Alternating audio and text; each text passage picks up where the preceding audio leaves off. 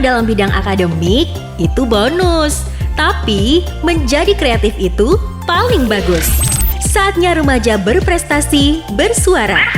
Dengarkan Bincang Remaja setiap Selasa pukul 16 waktu Indonesia Tengah hanya di FM 99,4 MHz RRI Bau-Bau. Assalamualaikum warahmatullahi wabarakatuh. Dan selamat sore pendengar RRI Bau-Bau Dan Sobat SMA Negeri 1 Bau-Bau. Nah pendengar RRI Bau-Bau, kita jumpa di program Bincang Remaja. Ini adalah edisi pertama untuk tahun 2023. Karena RRI Bau-Bau juga baru pertama kali mengadakan program Bincang Remaja, di mana kita akan road to school di SMA, SMP ataupun juga sekolah-sekolah yang ada di Kota Bau-Bau. Dan untuk siaran perdana Bincang Remaja di tahun ini, SMA Negeri 1 Bau-Bau berkesempatan untuk tampil, unjuk gigi, dan memperkenalkan siswa-siswa berprestasi yang ada di sini. Betul kan Rara ya? Betul sekali. Kali ini Rara, oh iya, ini Rara teman saya ya pendengar. Oke, Rara, kita kedatangan tamu siapa nih? Jadi di sini ada Febrian, salah satu siswa berprestasi di SMA Negeri 1 Bau-Bau. Halo Febrian. Halo.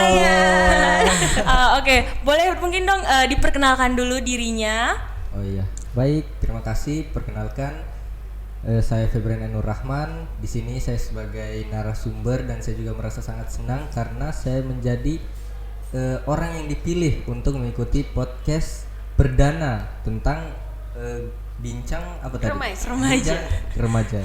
Okay. Saya juga sangat berterima kasih kepada RRI Bau-Bau dan juga semoga podcast ini bisa membuat pendengar RRI Bau-Bau dan juga Sobat Semansa menjadi lebih termotivasi dan juga terinspirasi. Oke. By the way, Febrian kelas berapa sekarang? Saya kelas 12. Kelas 12, berarti bentar lagi bakal ujian ya. Oke deh kalau begitu. Nah, Febrian, kita ini ngomong-ngomong soal prestasi, karena kan saya ketika kemarin ngobrol sama kepala sekolah, halo Pak Radi, kepala sekolah SMA Negeri 1 Bau-Bau Pak Radi gitu, untuk mengutus salah seorang siswanya yang berprestasi, dan nama pertama yang langsung dikirim ke saya itu adalah Febrian gitu. Saya tanya kenapa dia Pak? Karena dia itu punya segudang prestasi. Iya, bener banget itu Kak. Bener banget itu Kak. Saya sebagai ya teman seperjuangan ya lah, sekelas juga, sering juga ngerjain tugas bareng rame-rame. Lihat betul gimana dari kelas 10 bahkan dari sebelum masuk SMA dia tuh udah punya banyak banget prestasi gitu. Oke deh. Tapi kayak kita Langsung tanya aja ya kalau gitu ke prestasinya. Kalau Febrian, prestasi dari awal sampai sekarang itu sudah seberapa banyak sih yang kamu kumpulkan, dan apa-apa aja yang mungkin yang paling berkesan atau paling wow gitu menurut kamu? Dari SD atau dari SD, SMA saja? Apa pokoknya yang paling ini aja deh, yang paling wow menurut kamu aja. Yang paling wow itu yang terakhir itu Olimpiade APBN. Karena itu bisa dibilang bahwa kita sudah mewakili Sultra. Tapi kita harus terhenti di babak semifinal regional. Padahal sedikit lagi kita bisa menuju ke final regional. Jadi itu menurut saya prestasi saya yang sejauh ini paling atas. Oh ya. Tapi agak-agak nanggung pas akhirnya sekali. ya gitu ya. Sedikit lagi. Tapi kalau untuk selama kamu menjadi siswa di SMA Negeri 1 Bau-Bau, apa saja sih yang sudah kamu raih? Kita mulai supaya lebih gampang dari kelas 10 dulu. Kelas 10 dulu itu saya pertama kali ikut adalah Olimpiade Fisika. Olimpiade Fisika. Nah, itu saya masih kelas 10, baru pertama kali ikut Olimpiade. Itu yang tingkat Kota Bau-Bau. Iya, tingkat Kota Bau-Bau. Belum ada pengalaman. Tapi karena saya juga punya motivasi, alhamdulillah pada saat diumumkan saya bisa raih juara 2 untuk tingkat kota. Oke. Kemudian karena daring, maka itu kompetisi-kompetisi seperti itu hanya sedikit. Nanti saya naik kelas 11 tahun 2021 baru, karena sudah mulai masa transisi, baru muncul kompetisi-kompetisi lainnya. Oleh karena itu saya kembali lagi ikut Olimpiade Fisika lagi. Oke. Karena dengan pengalaman alhamdulillah bisa dapat juara 2 lagi. Lalu sebelum itu pernah juga saya ikut nih lomba Smart BIK yang diselenggarakan oleh OJK, Otoritas Jasa Keuangan. Alhamdulillah lombanya itu diselenggarakan secara offline. Kita langsung berangkat di Kendari dan alhamdulillah SMA Negeri 1 Bau Bau bisa menjadi juara 1 tingkat provinsi. Keren banget. Pokoknya keren banget. Pokoknya kalau di kelas tuh ya Kak, kebetulan kita sekelas. Jadi misal pelajaran fisika, karena Febrian sendiri dia minatnya di bidang fisika. Di minatnya di bidang fisika, jadi kalau di kelas itu ada pelajaran fisika, pasti Febrian. Misal kayak, jangan nih saya, Febrian saja. Pokoknya Febrian, apa-apa Febrian. Bapak fisika SMA Negeri 1 Bau Bau ya, gitu. Terus apa lagi Febrian? Terus waktu ada kemarin ulang tahun provinsi diselenggarakan di Bau Bau, itu lombanya Oputaiko temanya, itu juga saya ikut, cerdas cermat sejarah terkait dengan perjuangan Oputaiko. Alhamdulillah pesertanya itu bukan hanya Kota Bau Bau. Jadi dari Kendari juga ada yang datang untuk mengikuti kompetisi cerdas cermat Oputaiko. Dari luar Kota Bau Bau gitu ya. Jadi bisa dibilang itu tingkat provinsi.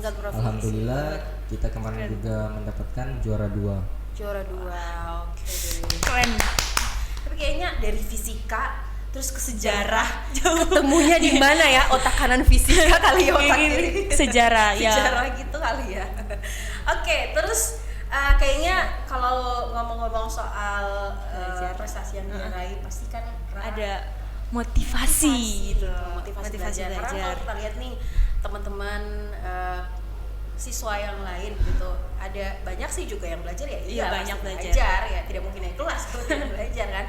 Tapi mereka itu kayak belajar pas mau ulangan atau pas kalau besok mata pelajaran dipelajari gitu, atau pas gurunya masuk mungkin baru belajar atau pas ada investigasi iya, dari Paradis, siapa yang tidak belajar tidak mau gitu ya. Tapi kalau dari Febrian sendiri, apa sih motivasi belajarnya sehingga kamu kayaknya tuh benar-benar kalau belajar itu adalah suatu hal yang penting banget untuk harus dilakukan gitu sebagai seorang siswa? Jadi awalnya itu sebenarnya dari keluarga sendiri, di lingkungan keluarga saya itu dari kecil memang sudah dibiasakan untuk terbiasa dengan belajar. Jadi dari orang tua maksudnya didukung dengan saya itu dari sebelum TK saya sudah diberikan semacam bimbel begitu untuk membaca, menghitung. Nah, jadi dari kecil memang sudah terbiasa dengan pelajaran. Kemudian berjalannya waktu SD, SMP, SMA, justru saya kadangkala kalau saya lagi gabut, biasa kerja matematika karena sudah terbiasa begitu. Dan juga saya juga punya salah satu motivasi yang berbeda dengan yang lain. Saya menganggap bahwa prestasi itu adalah sebuah tantangan. Jadi mungkin banyak siswa-siswa lain yang menganggap bahwa yang mereka harus lakukan hanyalah belajar. Dan lulus sekolah gitu aja ya. Hanya sekolah tok. Tapi menurut saya justru di samping belajar yang wajib itu ada juga pembelajaran yang bisa kita lakukan. Itu yang ingin saya raih. Makanya saya terus berusaha. Apalagi kalau ada lomba begitu, biasanya ada banyak siswa yang takut kalau disuruh. Iya. Malah lari disuruh ya. Sebaliknya justru saya secara pribadi merasa bangga kalau apalagi kalau langsung ditunjuk begitu, pasti saya maksimalkan. Karena juga ini yang paling penting bahwa saya pasti semua orang ingin membanggakan orang tuanya. Karena setiap ada prestasi itu pasti begitu saya beritahu kepada bapak dan juga mama, itu tanggapannya itu sangat membuat saya senang, terharu. Masya Allah, jangan pakai musik-musik sedih please ya. Jadi saya selalu berusaha untuk belajar dan berprestasi. Itu motivasi saya dalam melakukan belajar. Kalau tadi nih kalau gabut kita scroll TikTok, Ya. main HP, main TikTok. Kalau Febrian belajar, ngerjain matematika. Wah. Tapi jujur loh, kalau saya pribadi ya, matematika itu adalah salah satu mata pelajaran yang paling rumit di kepala. Rumit sekali. Kalau bahasa ya kayaknya Ya, jauh lebih mudah ya. Mungkin karena emang karena kan beda-beda juga setiap orang. Iya. Ada yang memang cenderung ke angka-angka atau perhitungan, ada juga yang cenderung ke Cerita bahasa, bahasa. ya. Mungkin itulah sebabnya saya menjadi penyiar Anda karena saya suka bahasa. Oke, luar biasa sekali ya Rara gitu. Iya, Karena kan benar-benar. tidak semua orang punya motivasi seperti Febrian, Febrian. Apalagi iya. Febrian bilang katanya ya karena saya suka tantangan gitu, dimana banyak juga siswa yang kayaknya menjalani masa sekolahnya dengan begitu-begitu aja. Yang penting dapat ijazah SMA, Iya. alhamdulillah. Malah menjauhi Yang tantangan. penting lulus, alhamdulillah. Alhamdulillah. Gitu. Tapi karena kalau Febrian sendiri dia tidak ingin seperti itu. Ada banyak kesempatan yang bisa dia raih selama dia masa sekolah. Dan salah satu tujuan mulianya adalah Membanggakan orang tua, Masya Aduh, Allah. Masya Allah. Aki, Ukti. Oke deh. Terus apa lagi nih? Kayaknya juga cerita dong tentang kiat-kiat dalam mencapai prestasinya. Karena kan suatu prestasi tidak mungkin diraih secara begitu aja, semudah membalikan telapak tangan kan. Kamu punya cerita apa saja sih yang bisa juga dibagikan kepada pendengar ataupun juga kepada sobat SMA Negeri 1. Oke, jadi kalau saya secara personal dalam mengukir prestasi itu kita butuh 3 hal: dorongan dari dalam, dorongan dari luar, dan adaptasi. Nah, dorongan dari dalam itu seperti motivasi diri kita sendiri, kemauan kita untuk berusaha, belajar, berikhtiar, tawakal, dan doa. Kemudian dorongan dari luar itu seperti dorongan dari orang tua, dukungan dari sekolah. Ya. Karena saya juga ada cerita tentang dorongan dari luar ini terkait dengan prestasi yang pernah saya raih, itu terkait Olimpiade Fisika. Olimpiade Fisika. Ya. Jadi pada saat itu ada namanya karantina atau pembinaan yang mengharuskan peserta Olimpiade itu tidak boleh ikut mata pelajaran dan harus belajar mata pelajaran saja. Seperti saya fisika harus belajar fisika saja, tidak boleh masuk ke kelas. Nah, kalau kita pikir itu pasti kan adalah sebuah masalah karena kita tidak ikut pembelajaran, kita menjadi tertinggal dari teman-teman yang lain. Tapi karena ada dorongan dari luar, dari sekolah, itu memberikan suatu solusi kebijaksanaan dan keringanan sehingga kita dapat dengan nyaman belajar fisika tanpa berpikir tentang pelajaran-pelajaran yang lain. Sekolah itu memberi jaminan bahwa siswa yang ikut Olimpiade nilainya tidak ada yang di bawah 85 nilai rapornya. 85 tinggi ya. Iya. Jadi itu sehingga kita bisa merasa nyaman karena tadi sudah ada motivasi dari dalam, didukung oleh motivasi dari luar, maka kita akan dengan nyaman berusaha untuk menggapai prestasi. Nah, itu motivasi dari dalam dan dari luar. Dan yang ketiga, adaptasi. Nah, ini yang kalau dari banyak orang yang saya bicara ya atau yang saya ajak berbincang, adaptasi ini yang susah. Seperti tadi saya kan ini saya cerita dulu. Jadi saya, Banyak cerita ya. Kita mendengarkan. jadi saya SD itu sebenarnya lomba pertama yang saya ikuti itu bahasa Inggris. Bahasa Inggris. Kemudian jadi secara yang kita pikir basic saya itu di SD bahasa Inggris.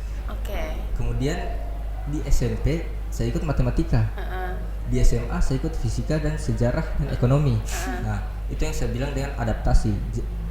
Jarang ada orang yang saya temui bisa dengan adaptasi ini, seperti perpindahan itu. Iya, benar-benar.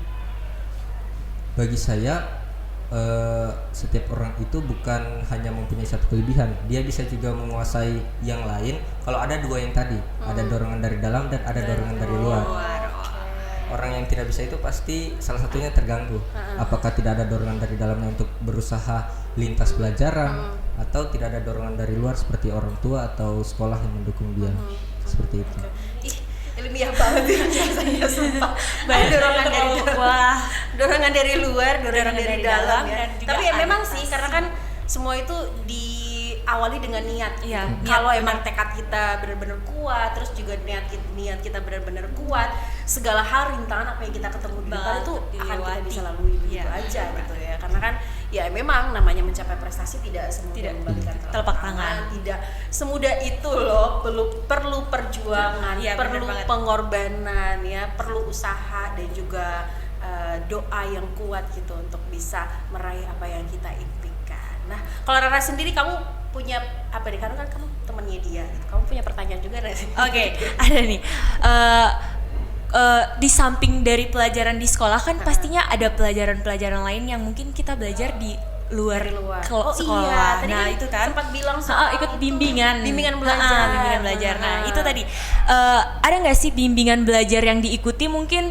Terus juga boleh mungkin berbagi cerita mengenai bimbingan belajarnya supaya teman-teman tahu sepenting apa sih sebenarnya bimbingan belajar itu bagi mereka. Oke. Bimbingan belajar yang pertama kali saya ikuti itu adalah Smart School. Smart School. Yang seperti yang sudah saya bicara tadi, yang saya sudah mengikuti les sebelum TK itu di Smart School. By the way, sebelum TK umur berapa? Umur 4. 4 tahun. 4 tahun. 4 tahun, wow. Jadi begitu saya TK, 4 tahun sekarang main apa? Main lato-lato. Main Terus gimana? Ya jadi itu tadi akan ada perbedaan bagi orang yang tidak mengikuti bimbingan belajar dengan yang mengikuti bimbingan belajar. Yang dari karena bisa kita lihat dari tanggapan Rara dan juga Kak Yanti. Terus tadi bahwa umur 4 tahun itu bermain ya. Itulah perbedaannya orang yang mengikuti bimbingan belajar dan tidak. Di umur segitu di keluargaku itu bisa membaca dan berhitung itu hal yang normal. Bagi kebanyakan orang itu sangat wow. Kemudian kelebihan-kelebihan juga bimbingan belajar karena saya sekarang adalah pengguna ruang guru. Apalagi saat kemarin ruang guru itu pas masa daring, saya sangat terbantu dengan bimbingan ruang guru itu. Bisa dilihat banyak teman-teman saya di SMA ini yang bilang bahwa saat daring itu mereka sangat tertinggal, ya, tidak ada kemajuan-kemajuan. Tapi yang saya rasakan karena saya juga berusaha untuk bisa, makanya saya berlangganan dengan ruang guru supaya dengan bimbingan belajar itu saya tetap bisa mengikuti pelajaran dan saat daring kelas selesai itu saya bisa mengimbangi pelajaran yang dibawakan selanjutnya karena bimbingan belajar itu. Makanya itu saya sangat menyarankan di samping belajar di sekolah itu ada bimbingan belajar dari luar maupun itu offline atau online, karena itu saya sudah alami sendiri, itu sangat membantu kita. Apalagi sekarang ini kita bagi teman-teman juga yang mau sebentar lagi mau tes ke perguruan tinggi, belajar sendiri dengan mengikuti bimbingan belajar itu sangat beda bagi saya, karena belajar sendiri kita hanya belajar dari bahan bacaan kita. Sementara di bimbingan belajar itu mereka mengajarkan selain materi secara umum, mereka juga mengajarkan cara-cara cepatnya, mereka juga mengerjakan mengajarkan hal-hal yang tidak diajarkan di sekolah. Oleh karena itu saya mendapat pengetahuan yang baru, pengetahuan bonus, sehingga saya menjadi lebih daripada siswa-siswa yang lain. Saya merasa begitu. Keren banget ya Kak. Jadi selain kita harus belajar di sekolah, kita juga tuh harus cari referensi-referensi belajar dari luar, atau juga kita bisa ikut bimbingan belajar gitu ya. Karena emang sih pas daring itu kayak susah banget gitu mahamin materi. Paling cuman buka HP, absen, tidur lagi. Tapi gimana bisa mau mengerti pelajaran gitu kalau gurunya nggak ngajar langsung gitu. Apalagi kalau sebenarnya sih kita juga bisa berharap kepada guru sekolah, tapi kan waktunya terbatas. Kita di sekolah berapa jam sih? Terus juga satu guru tuh paling ngajarnya berapa? Iya, berapa jam aja gitu. Jadi penjelasannya mungkin belum tuntas. Maka dari itu, kalau menurut Febrian, kayaknya ikutlah bimbingan belajar. Kalau kita pengen pemahaman yang lebih bagus, yang lebih dalam, lebih detail tuh ikut bimbingan belajar. Oke deh, ini catatan untuk para orang tua. Oke deh, terus juga tadi sempat cerita ya Febrian tuh katanya udah berprestasi sejak SD. Itu sebenarnya prestasinya itu apakah emang prestasi akademik toh atau ada juga yang di luar akademik bidangnya? Sebenarnya di luar akademik itu banyak hal-hal atau kebiasaan-kebiasaan yang saya lakukan, tetapi belum menuai prestasi. Contohnya, saya itu suka membuat sinematik dengan kamera. Bahasa sekarang itu videografi. Saya juga suka belajar tentang editing dan juga komputer. Nah, jadi saya juga hobi videographer, kemudian editing dan juga komputer. Saya juga sudah beberapa kali juga dari SMP, SMA mengikuti kontes-kontes videografi, tapi mungkin banyak yang lebih di atasku, jadi belum menggapai sebuah prestasi dari videografi itu. Berarti sejauh ini baru sekedar hobi. Karena hobi suka gitu, kemudian mulai ditekuni gitu ya. Tapi emang ini ya, artinya kan kalau sebagai siswa yang berprestasi di bidang akademik, biasanya nih mereka itu tidak tertarik dengan biasanya cuma bidang lain gitu, belajar aja gitu, belajar kebanyakannya. Tapi kalau ini dia tertarik ke bidang lain gitu, kayak fotografi ke akademik kan agak jauh ya. Jauh ya. Tapi dia kayaknya tampangnya bukan ini juga ya, bukan kutu buku banget.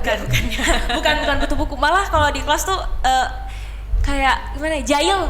Oh gitu. Kayaknya orangnya jahil kalau di kelas sama teman-teman yang lainnya gitu. Oke lah kalau begitu. Artinya kalau emang kita berprestasi, berprestasi itu kalau pas waktunya serius, bercanda gitu. Jadi dia dunia tidak kaku, hanya serius aja. Tenang, Febrian tidak sekaku itu. Oke deh. Terus apalagi nih soal prestasi di luar bidang akademik tadi? Baru sekedar hobi aja ya, karena masih fokus ya. Tapi sebenarnya sih kalau yang namanya pelajar ya emang itu dulu. Iya, itu dulu. Nanti kalau udah selesai SMA tuh baru tuh wawasan mikirnya kita kemana luas, terus juga pemikiran kita semakin luas gitu. Tapi sebenarnya sih yang satu yang juga saya penasaran gitu dari Febrian, karena kan Febrian nih kayaknya orangnya tuh ingin mencoba hal-hal baru. Kayaknya semuanya ini semuanya mau disikat, diladenin gitu. Semuanya mau disikat. Mau disikat aja gitu. Kalau pas kayak tadi Febrian bilang waktu SD itu katanya ikut olimpiadenya bahasa Inggris gitu. Terus tiba-tiba SMP beda lagi, SMA juga beda lagi gitu. Kayaknya setiap apapun yang jadi tantangan yang diberikan kepada Febrian, oke, aku bisa gitu. Suka hal-hal baru ya. Tapi justru saya malah mikirnya, apakah nanti kalau udah selesai ini, karena kan kita mesti fokus tuh ke salah satu hal supaya kita bisa lebih cepat untuk meraihnya, kita fokus ke situ. Karena kan setelah SMA kamu kan memasuki dunia perkuliahan, tetap belajar, dan tujuan utamanya kuliah itu sebenarnya sih adalah untuk menentukan masa depan kamu seperti apa gitu. Kamu udah mikir-mikir tidak sih nanti semasa saya sekolah SMA saya akan mencoba hal ini itu. Tapi ketika saya ingin kuliah, saya akan fokus ke sini sehingga masa depan saya udah terarah dari pas kuliah gitu. Apa yang ada di pikiran kamu? Oke. Jadi betul sekali yang dibilang Kak Yanti tadi. Semua orang pasti berpikir ada satu hal di dalam dirinya yang harus dia tekuni, yang harus dia fokuskan. Itu juga berlaku untuk saya. Jadi seperti yang tadi saya sudah bilang bahwa saya ikut macam-macam, ada fisika, matematika, sejarah. Itu saya anggap sebuah tantangan. Tapi tidak semua hal-hal yang saya lakukan itu saya anggap harus saya jalani terus-menerus ke depannya. Jadi misal ada kompetisi, saya kan bilanglah basicnya fisika, kemudian ada kompetisi sejarah. Saya kan tidak terlalu ahli di bidang sejarah, tapi karena saya belajar tadi itu, saya berusaha karena ada bahan bacaan juga, dibimbing, dan karena dipercayakan. Iya, gitu dipercayakan, pasti saya akan lakukan dengan maksimal. Tetapi kalau berbicara tentang fokus atau ada bidang-bidang yang saya mau kejar ke depannya, itu tentu ada. Boleh spill atau everything? Boleh mungkin di spill dikit-dikit mungkin. Yang pengen kamu sebar aja ke pendengar gitu. Oh iya. Jadi saya itu selalu berdoa dan juga minta restu orang tua supaya paling tidak antara dua hal ini saya bisa menjadi salah satunya. Apa sih 2 hal apa? Apa tuh? Yang pertama, saya selalu berdoa agar saya bisa menjadi dokter. Oh, Masya Allah, amin. Masya Allah. Terus. Yang kedua, saya juga berdoa kalau jalan saya bukan dokter, maka saya berdoa kepada Tuhan supaya Dia memberikan jalan saya untuk masuk ke kedinasan STAN. Karena orang tua saya juga itu kan pegawai pajak.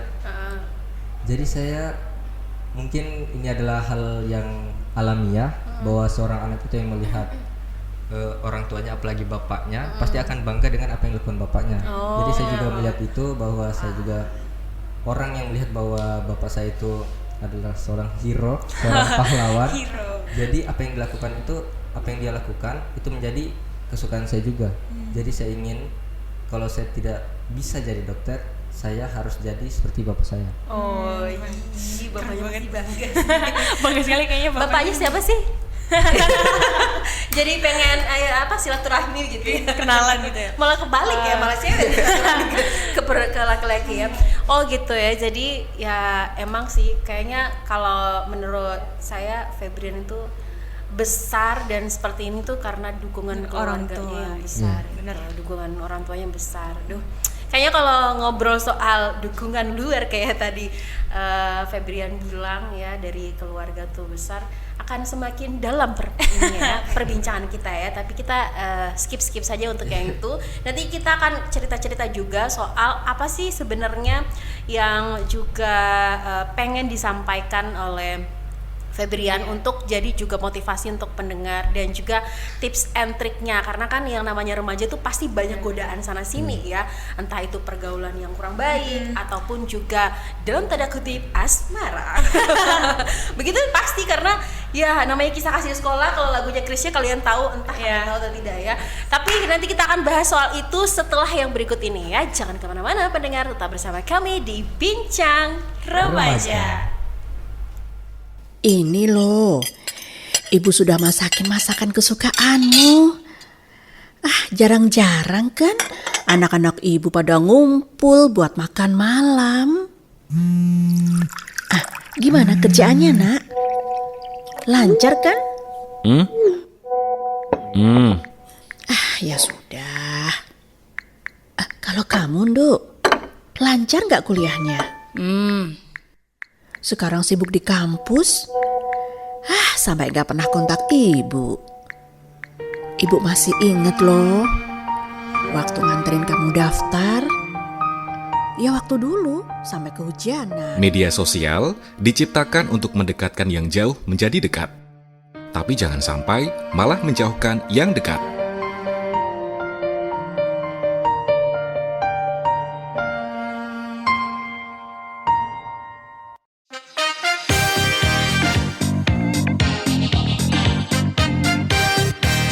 RRI Bau-Bau, media terpercaya, pilihan masyarakat cerdas.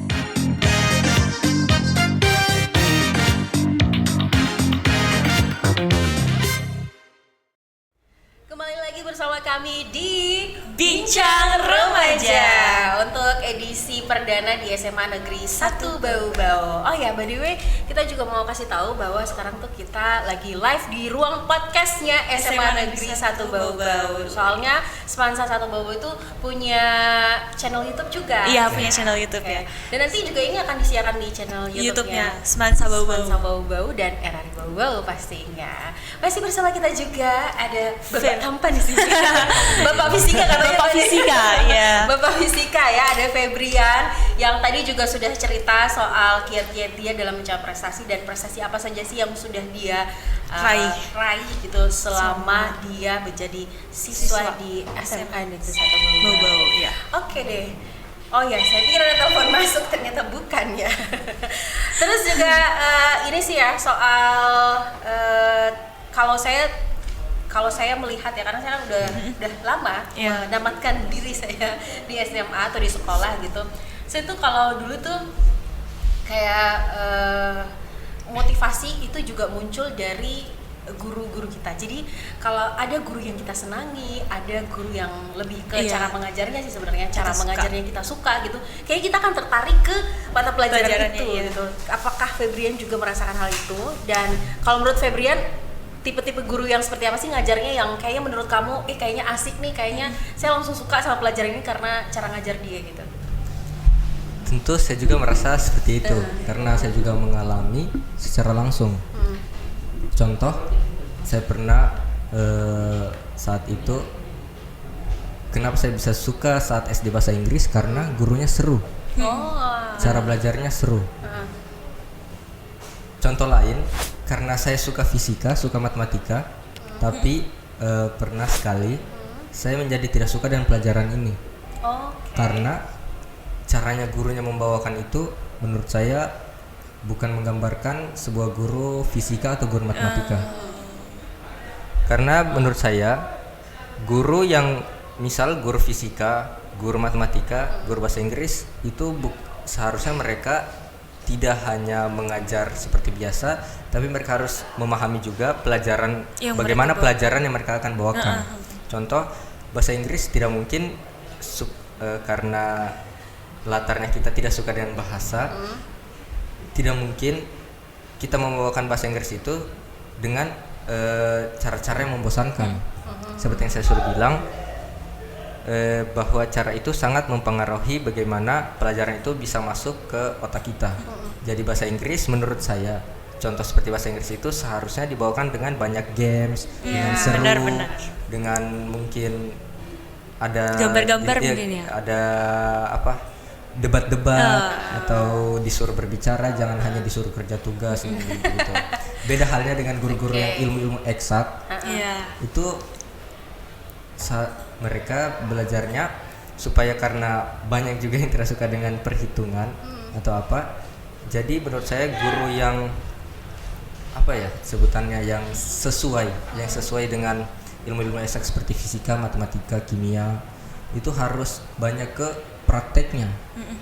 Saya suka dengan guru yang diselingi materi ada prakteknya, dengan guru yang mengulik materi itu sampai ke akar-akarnya. Karena menurut saya kenapa orang tidak suka dengan ilmu eksak itu karena mereka beranggapan susah karena mereka tidak mengerti itu dari mana, ini dari mana, itu dari mana.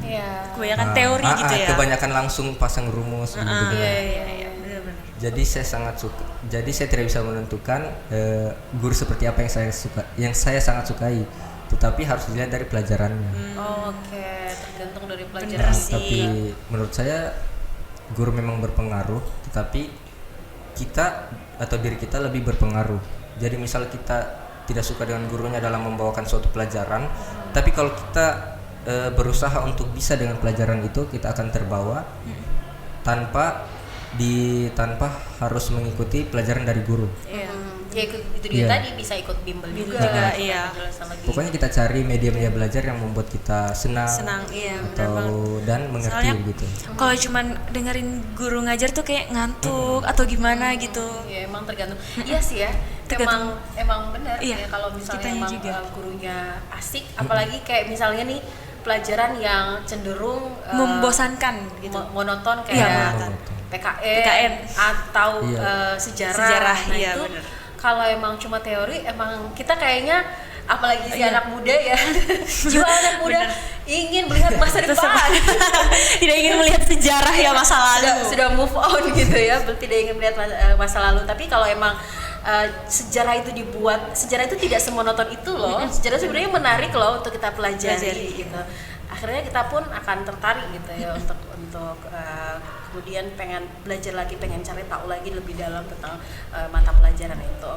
Terus apa sih yang kamu tanyakan juga nih? Oh, iya. Kayaknya soalnya dari wajah-wajah Rara dari tadi menyimpan Penasaran yang banyak. dalam Oke. gitu. Apa yang pengen kamu tanyakan juga? Nah, kalau kita sebagai remaja kan pastinya punya sosial media gitu kan. Terus juga mungkin sering sharing di sosial media mengenai kegiatan kita. Misal kayak lagi makan ini, lagi di sini gitu kan. Mungkin Febrian gimana nih bermain sosial media, aktif gimana atau enggak gitu? bisa dikatakan aktif, bisa dikatakan tidak. Karena saya aktifnya itu saya aktif bermain. Misal Instagram atau TikTok saya aktif buka-buka, tapi saya tidak aktif dalam mengekspos diri saya. Gitu. Seperti posting foto atau kegiatan-kegiatan saya. Lebih tertutup gitu ya sama kehidupan. Terus ngapain kamu ngapain?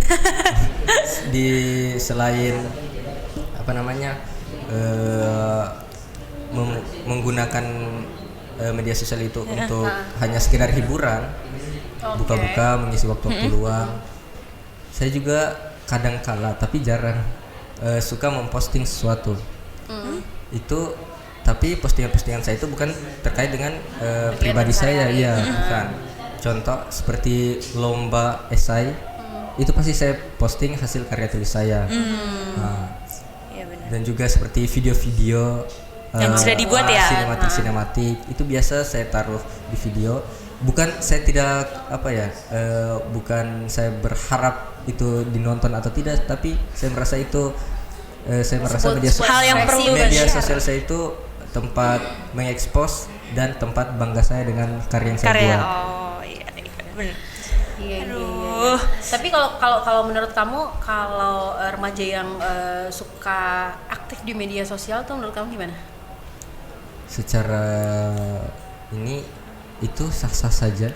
Itu pilihan mereka untuk aktif untuk ini, tapi saya seringkali melihat jangan dulu terlalu jauh, teman-teman saya saja. Itu saya merasa mereka menggunakan media sosial itu tidak seharusnya. Mereka kalau dari yang saya lihat, mereka menganggap bahwa media sosial itu privasi, padahal kan media sosial itu dilihat semua orang, publik gitu. Malah yang diposting yang malah dunia maya itu sangat terbuka. Benar. Jadi memang itu adalah pilihan dia untuk begitu. Tapi kalau dari saya sendiri, janganlah terlalu mengekspos. Terlalu mengekspos sesuatu yang orang lain toh kalau lihat kayak tidak terlalu kenapa begitu mungkin. Oke. Jadi kalau menurut Febrian tuh sah-sah aja kalau misalnya mau memposting apa, tapi kalau bisa tuh yang punya dampak positif juga gitu. Dipilah-pilah juga yang mau diposting. Orang yang melihat cuma melihat bisa mengambil sisi positif dari postingan kita gitu ya. Oke deh. Apalagi terus juga kayaknya punya banyak juga pertanyaan nih, Rara. Apa sih yang kamu mau nanya? Ya saya sendiri sih sebagai remaja pasti kayak untuk fokus sama apa yang dituju itu kayak susah gitu. Ada aja juga gangguan, misal baru mau belajar tiba-tiba bunyi notif, nongkrong yuk atau bunyi notif, ada gibah ini, ada gibah, aduh itu berat sekali untuk fokus. Nah mungkin Febrian punya tips and trick untuk fokus sama apa yang dituju dengan mengesampingkan hal-hal yang mungkin nggak terlalu penting, misal gitu kayak asmara atau apa gitu. Kisah kasih di sekolah. Udah mereka tidak tahu lagu itu, bukan eranya mereka sebenarnya. Terus gimana tuh Febrian? Kalau asmara kan itu menurut saya normal. Hal yang udah biasa gitu ya bagi anak SMA. Tidak bisa kita pungkiri juga kalau soal asmara, tapi saya tidak terlalu memikirkan itu. Tapi saya ingin bilang bahwa hidup saya ini bukan hanya belajar. Ada juga pergaulan, ada juga itu juga menurut saya sangat penting. Tetapi di samping itu harus ada namanya balance atau keseimbangan. Saya juga mengharapkan untuk semua orang, khusus orang-orang terdekat saya, supaya memiliki kemampuan ini, membalance antara kewajiban dia dalam belajar untuk masa depannya dan juga pergaulannya, karena menurut saya pergaulan ini memang dikatakan bahwa sangat mempengaruhi kebiasaan, mempengaruhi hidup. Tapi memang benar, tapi bagi saya itu tergantung dari diri kita lagi. Seperti saya kalau ada yang mau tegur atau mau berbicara, berteman begitu, siapa saja terserah, tapi belum tentu saya akan sedekat itu dengan orang kamu. itu dipilah-pilah juga. Iya, maksudnya saya berteman, tapi saya tahu bahwa mana teman saya yang bisa membawa saya ke dampak positif dan mana yang bisa menjerumuskan saya ke hal-hal yang tidak baik. Iya, benar. Oh, berarti kamu memang tipe orang yang tidak memilih teman tapi memilih sahabat. Iya, Iya, lebih ke sahabat ya, teman yang bisa diajak cerita masalah-masalah kehidupan mungkin gitu. Artinya dia bukan menjauhi teman-teman. Menurut dia kayaknya tidak ada dampak positif, kemudian dijauh, tidak gitu juga ya, tetap berteman tapi tidak dijadikan sahabat. Oke lah ya, kayaknya emang ini adalah salah satu inspirasi juga untuk adik-adik remaja yang ada di luar sana ya, supaya ya itu dia tadi, kalau Febrian bilang katanya harus balance, harus seimbang. Artinya tuh porsinya tuh harus pas sama gitu. Harus pas. Jadi kalau emang waktunya serius, waktunya belajar ya belajar. Bersosialisasi ya pasti iya. Namanya orang kan tidak mungkin hidup sendiri. Kalau kita tidak mungkin tidak membutuhkan teman lah kan. Kita pasti butuh dia gitu ya. Karena ya itu dia, kita tidak bisa sendirian. Oke deh. Terus juga ini nih yang salah satu hal yang mungkin penting juga untuk pendengar atau adik-adik yang ada di luar sana, untuk sobat semansa juga yang ada di luar sana. Apa yang poin-poin penting yang pengen kamu sampaikan gitu? Kamu melihat, karena kamu kan remaja, kamu hidup di dunia di usia kamu gitu, kamu melihat fakta-fakta di lapangan tentang apa ya sih yang terjadi gitu, fenomena-fenomena yang terjadi. Terus tapi kamu membuktikan bahwa meskipun di luar sana ya ada banyak fakta-fakta yang dalam tanda kutip mungkin tidak sejalan dengan prinsip dalam artian kebaikan atau mungkin suatu hal yang bermanfaat, tapi kamu tetap berada di jalan kamu gitu. Apa yang pengen kamu sampaikan kepada teman-teman kamu, kepada sobat semansa ataupun juga pendengar RRI Bau-Bau yang ada di luar sana? Oke, jadi kan kita tidak bisa juga pungkiri bahwa hal-hal negatif atau hal-hal yang tidak sejalan dengan umur kita yang seharusnya, apalagi saya ini remaja, karena kita berbicara tentang remaja, banyak sekali kita temui hal-hal yang tidak sejalan, yang tidak seharusnya dilakukan oleh remaja atau belum saatnya dilakukan oleh remaja. Oke, dalam tanda kutip udah ditahu sih kalau hal-hal yang banyak kita temui, tapi menurut saya kembali lagi ke diri kita masing-masing. Seperti saya melihat itu sangat disayangkan, tapi dalam pikiran saya tidak ada kalimat atau bisikan untuk mengikuti tren yang negatif itu atau melakukan hal-hal yang bukan wajar bagi remaja. Iya, emang kan sekarang fenomenanya viral ikut tren itu tidak penting, yang penting viral aja gitu ya. Viral dulu deh, yang lainnya belakangan aja gitu. Karena banyak kan yang kita tahu orang itu hanya ikut-ikutan sebenarnya, karena menganggap itu adalah tren sekarang, menganggap kalau tidak mengikuti tren dia tertinggal. Tapi bagi saya, yang saya ingin juga sampaikan kepada teman-teman semua, jangan selalu kita mendengar apa kata orang. Jadi misal teman-teman kita di lingkungan orang-orang yang jauh dari nilai-nilai kebaikan. Terus kita mau melakukan hal yang baik, pasti akan ada bisikan seperti, kok kamu kerja yang itu, tidak usah, jangan sok-sok begitu. Kalau saya dikasih tahu begitu, ya saya tetap belajar. Saya tetap melakukan, misal sholat, kan sering orang-orang, wih sholat Pak Ustadz, iya benar-benar kayak wih sokalim pasti kan banyak juga teman-teman yang langsung kayak malu untuk sholat. Menurut saya kenapa malu, maksudnya kita ada di jalan yang benar. Jadi itu yang saya ingin sampaikan, bahwa jangan pernah malu melakukan hal yang benar dan jangan pernah senang untuk melakukan hal yang salah. Jadi yang ngatur diri kita itu ya diri kita sendiri. Ya, remote-nya tuh ada di kita gitu. Bener, jangan biarkan orang-orang lain itu justru mengatur kita ataupun juga justru menentukan pilihan hidup kita gitu kan. Jadi kalau kita emang kita tahu bahwa itu baik dan kita harusnya bangga dengan hal yang baik itu. Artinya bukan sok membanggakan diri bahwa saya baik dan kamu tidak, bukan gitu. Tapi kita artinya lebih ke bersyukur kayaknya sih. Kita tuh harusnya bersyukur kita berada di Jalan yang benar gitu. Bukan yang salah. Oke deh. Terus juga apa nih, Ra? Kamu punya pertanyaan lain atau mungkin kamu ada penasaran sih tentang kehidupan dari teman sekelas mungkin ini? kehidupan teman sekelas ya. Oke, mungkin selama menjalani masa SMA mungkin ada cerita seru apa? Nah, itu dia. Ini cerita-cerita yang berkesan. Iya, berkesan. Kan? Mungkin bukan hanya berkesan di seorang Febrian, tapi juga meninggalkan kesan untuk orang-orang lain juga. Mungkin bisa dibagikan kisahnya gitu di sini. Saya ambil saja secara umum. Yang berkesan berhubung dengan SMA saya ini bisa dibilang 40%-nya itu daring. Oke.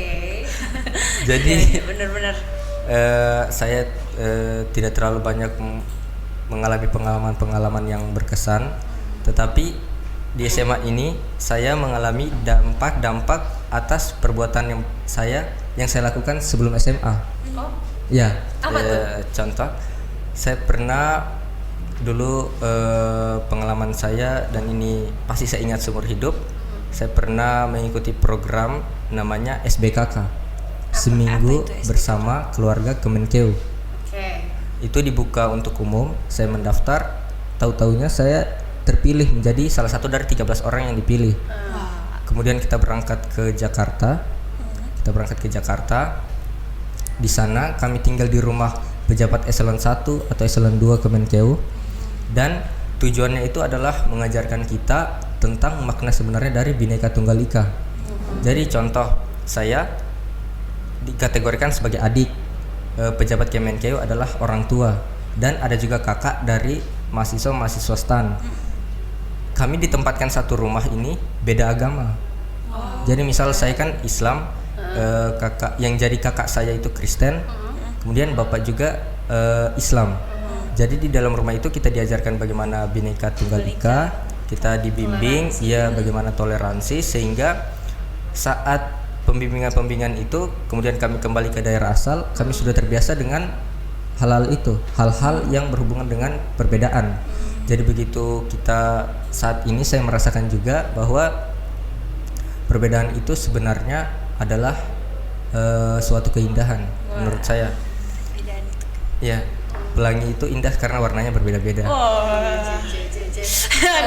Malah biasa aja dong natap matanya. Kayak ada pelangi aja di mata. Malah Gitu ya. saya sangat suka bersosialisasi, berteman atau berbicara dengan orang yang berbeda dengan saya. Itu yang saya dapat dari pengalaman. Makanya saya bilang bahwa pengalaman itu tidak kalah penting dengan pelajaran. Iya.